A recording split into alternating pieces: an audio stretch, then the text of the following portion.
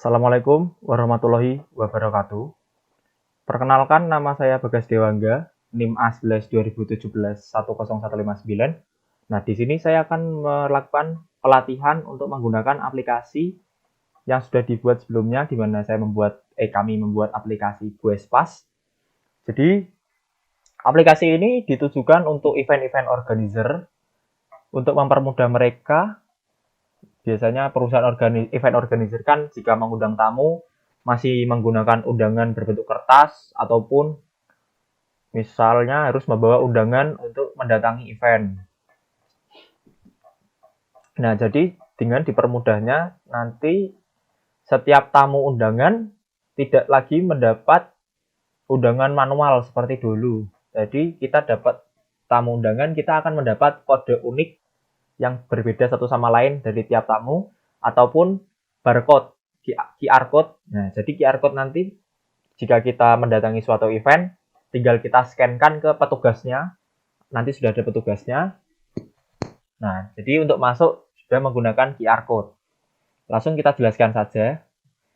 Yang pertama, ini saya jelaskan mulai dari konfigurasinya dahulu. Ini kan aplikasi Guespas namanya. Yang pertama ada konfigurasi nanti di database, untuk konfigurasi di PHP code-nya, dan yang ketiga konfigurasi di aplikasi Android-nya. Kenapa saya jelaskan dahulu seperti ini, tidak langsung menjelaskan penggunaan aplikasinya? Karena nanti klien harus melakukan perubahan sesuai server yang digunakan oleh klien. Oke, untuk di SQL atau database-nya, yang pertama kita nyalakan dulu SAM-nya. Ini seperti ini. Kita start 2. Nah, lalu kita buka nih localhost/phpMyAdmin. Setelah itu kita klik new. Kita namakan database yang tadi ini Guespas. Nah, setelah itu kita klik import. Import ini source filenya kita ambil dari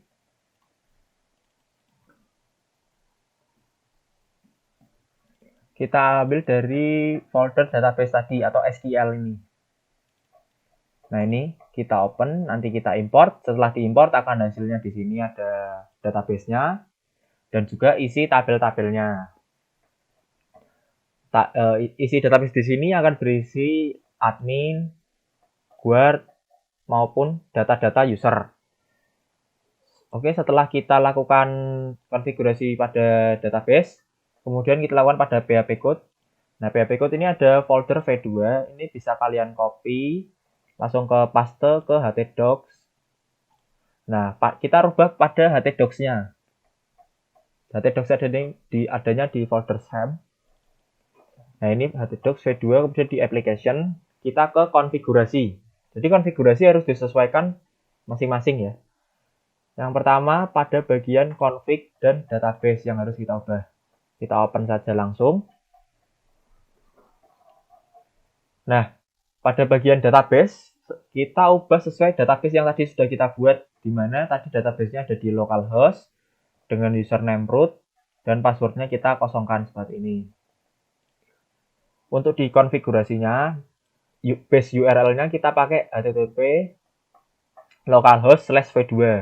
Nah, jadi nanti localhost/v2 akan membuka folder ini, isi dari folder ini, dimana setelah kalian ubah di PHP-nya, setelah diubah bisa langsung dicek di bagian localhost/v2.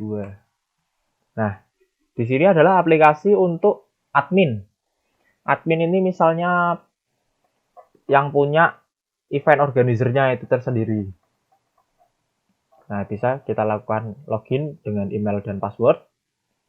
Nah, jadi admin nanti akan memantau user dan guard.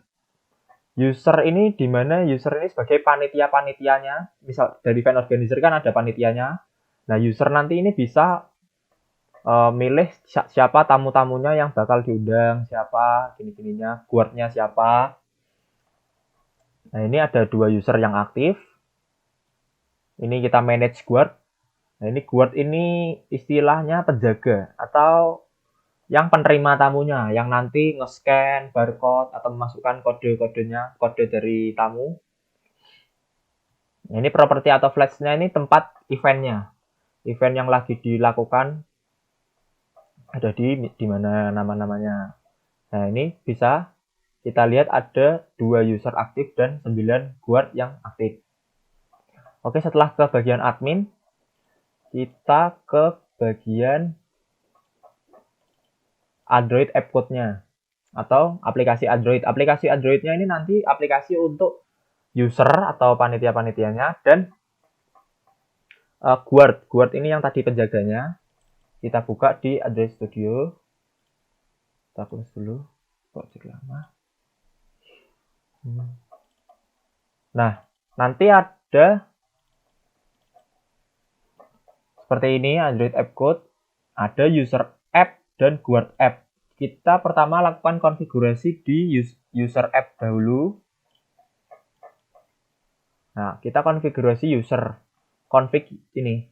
Kita ubah adanya di Java, kemudian ini, nah kemudian di utilities config ini. Nah, config-nya ini yang harus diubah adalah di sini. Oke, di mana saya dapat ini 192.168 ini kita dapat dari cmd. Kita lakukan ipconfig. Nah, ini sudah kita dapat. Jadi kenapa harus diubah atau kita konfigurasinya diubah? Karena kita sesuaikan dengan server admin masing-masing. Ini kan 192.168.16. Jadi kita sesuaikan di ini kan contohnya punya saya, jadi sudah saya sesuaikan. Nih. V2 ini kita ambil dari htdocs tadi ini, V2 ini. Kita masukkan semuanya V2 dengan ini kita copy paste saja. Untuk yang nanti sininya tidak usah diubah, yang API ini, mulai API ini tidak usah diubah. Sudah benar, jadi kita hanya perlu rubah di bagian sini.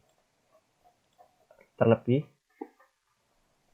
Nah, terlebih kemudian kita ubah di bagian konfigurasi guard-nya. Kita open. Nah, ini kita guard app ini. Kan tadi kita pada bagian user. Ini saya salah namain. Oke, bagian guard. Sekarang guard app. Nah, ini new guard keeper. Jadi ini juga perlu kita ubah konfigurasinya. Konfigurasi masih sama, ada di app, Java, di sini, kemudian di config. Nah, ini masih sama. Bedanya ada di sini yang diubah tidak terlalu banyak. Ini masih disesuaikan dengan IP config masing-masing tadi pada server admin nanti masing-masing. Kita sesuaikan. Nah, setelah itu bisa coba kita run. Kita run pertama dari usernya dahulu. Kita tunggu sampai build dan Gradle-nya selesai. Nah, lalu kita run. Bismillahirrahmanirrahim.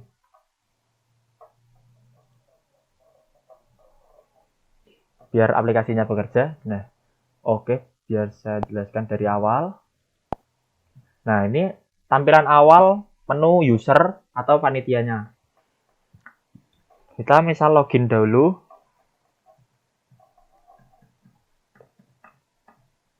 Kita masukkan nomor HP, panitia, dan password.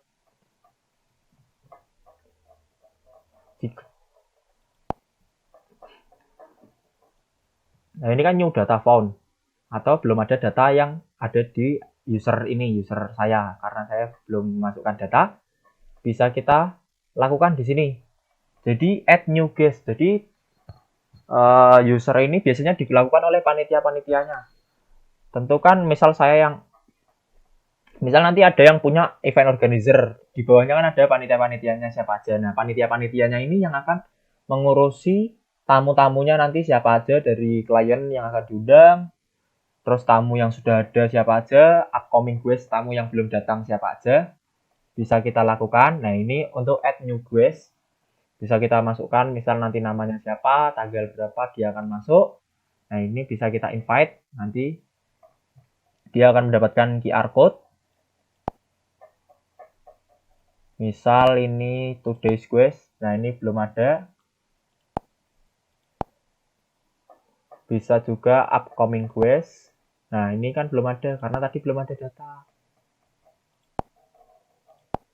Misal kita masukkan nanti tamu yang akan datang namanya Kak,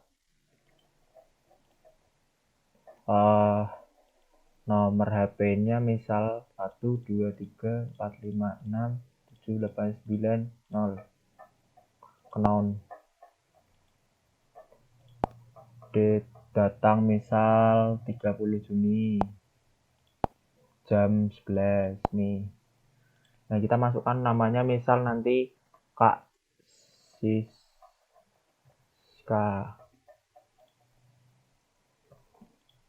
Ini misal kita masukkan alamat, tujuannya misal undangan pernikahan. Nah, ini kan misal Kak Siska ini kan nikah, nggak mungkin tamu hanya satu. Bisa kita lakukan quest. Nah, ini. Nah, jadi nanti Kak Siska akan mendapatkan kode QR code yang nantinya digunakan untuk memasuki event, untuk nanti di-scan dulu melalui guard atau penjaganya, atau bisa juga kode unik ini 44473 ini akan berbeda dari setiap tamu yang ada. Oke, seperti itu aplikasinya bekerja. Kita back. Apa saja. Sekarang kita buka di guardnya atau penjaga yang akan nge-scan-scannya. Aplikasinya seperti ini. Bismillahirrahmanirrahim. Biarkan build dan gradle-nya bekerja. Nah, setelah selesai, nanti kita aplikasinya seperti ini.